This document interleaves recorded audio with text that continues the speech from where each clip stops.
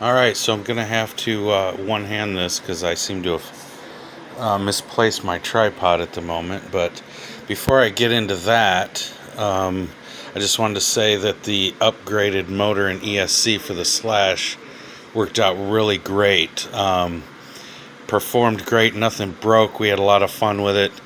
I did have to put the original Slash tires back on it because the canyon trails that I had on it were ballooning so bad that they would have gotten destroyed or tore up the body.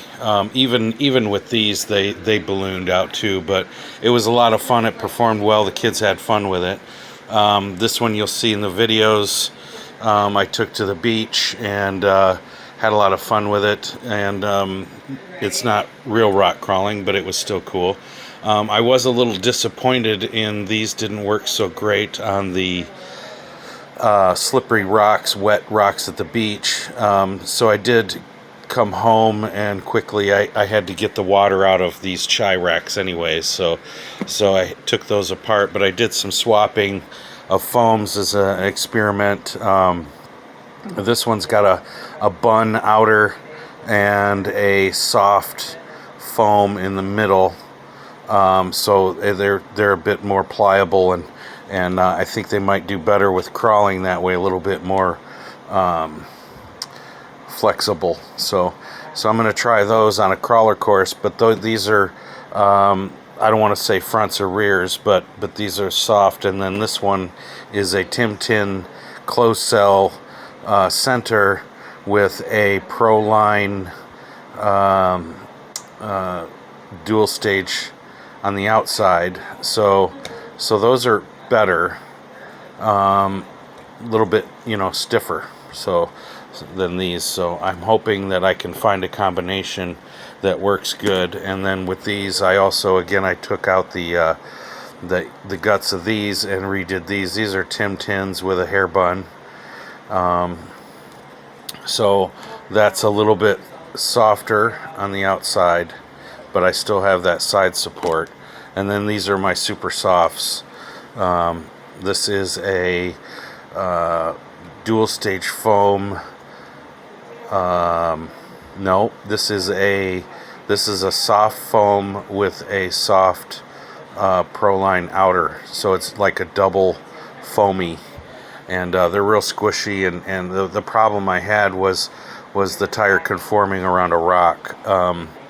Wasn't too great. So again, I'm gonna try to find a combination that works here. So I'm gonna try these. I'm not opposed to doing two different tires on the same vehicle. I just want it to perform well. So it's gonna unfortunately be a while before I get to the hobby shop and get to the crawler course and see what works. But I hope to make some advances with that stuff.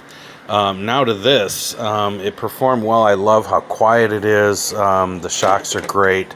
I do need to redo the shocks and put a little bit lighter oil. Like I have the 2-hole piston in the front with a heavy oil, so it's kind of slow.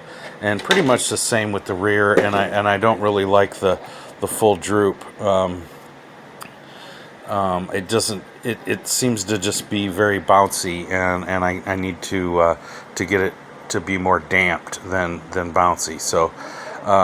Overall, it performed well. One of the things you didn't see in any of the videos so far is that I was talking to my son who was doing the recording, and I must have hit the switch or something, and I drove it fully submerged into Lake Michigan. When I looked over, it was about a foot deep underwater, and the waves were trying to wash it out, and I luckily got it back, but it was fully submerged, so I need to do like a full tear down and check all the bearings and stuff.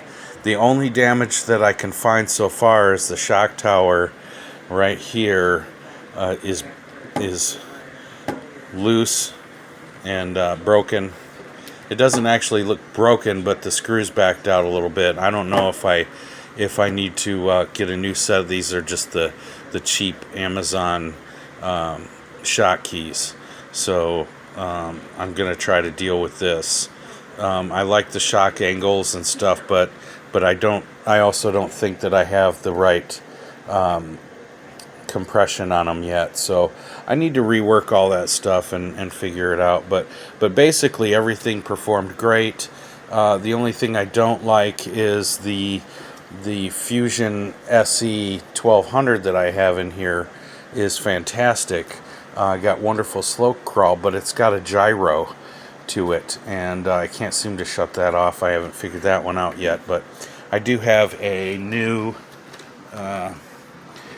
radio link to put in it, and so I hope that I will be able to shut off the gyro with that, because what it does is it doesn't allow you to go to full turn.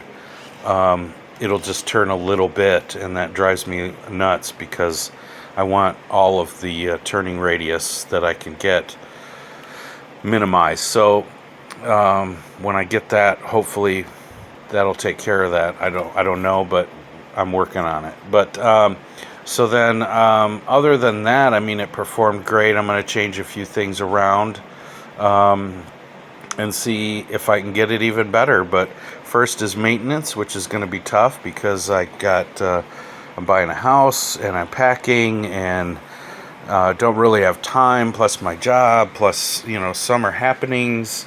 So we're going to powwows and graduation parties and all that stuff. So hopefully I'll get to it soon before everything rusts. The body is not taking it well. I did scrub it and put the Scotch-Brite pad to the body before I painted it, but the Tamiya paint doesn't seem to have stuck very well, and it's chipping off, and whenever I tip it over on a rock or something, it just busts the paint out. So let me get you in focus here so you can see how things are just kind of chipping away, but I'm gonna have to repaint this and get it somewhat fixed.